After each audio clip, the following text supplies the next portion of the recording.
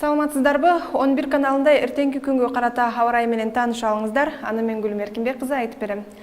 Алгач, маанилүү жаңылыктардан айта кетейин. Жапонияда май айынан бери абанын температурасы жогорулап, 4000ден ашуун кишинин ысы куруп кеткен. Алардын бирөөсү каза болду. Синоптиктердин айтымында быйыл Жапонияда жай мезгили 2015-жылга салыштырмалуу ысык болмокчу. Эскерте кетели, өткөн жылы жайында Жапонияда күндүн ысыгынан 100дөй киши каза болгон эле.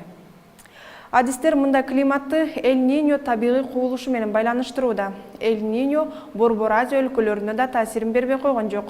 Бул жерлерде абанын температурасы кыш мезгилинде жогорку температураны көрсөткөн эле.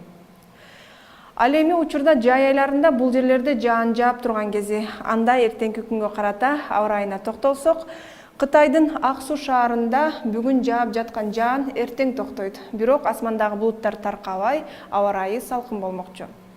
Үрүмчүдө болсо күндүзү асман ачык болгону менен кечке жуук жаан нөшөрлөп жаайт. Казакстандын түндүк аймактарында аба ырайы тез-тез өзгөрүп турат. Мисалы, Астанада асманды кез-кези менен булут каптап, бирок жаан жаашы күтүлбөйт. Алматы шаарында болсо жаан жаап, абанын температурасы 23 градуска чейин төмөндөйт. Өзбекстанда да аба ырайы салкын болуп, көпчүлүк аймактарда жаан жаашы күтүлүүдө. Фергана өрөөнүндө жана Ташкент шаарында жаан чаалган менен коштолот. Нукуста болсо күн ачык.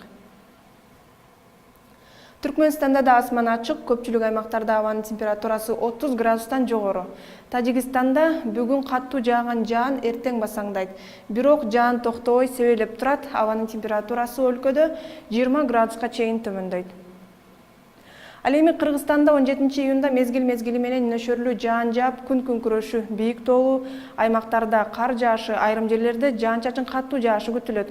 18-июнда түнкүсүн Ысык көл, Нарын областарында, көпчүлүк аймактарда, калган областтарда, кээ бир райондордо жаан жаап, күн күрөшү, бийик тоолуу аймактарда кар жаашы күтүлөт. А 18-июнда күндүз жаан-чачын айрым жерлерде гана күтүлөт. Батыштан соккон шамалдын ылдамдыгы секундасына 4-9 метрден, кээ бир райондордо 18-23 метрге чейин жетет. Аба ырайы тууралуу кабарым ушул болду. 11 каналдан кайрадан көрүшкөнчө.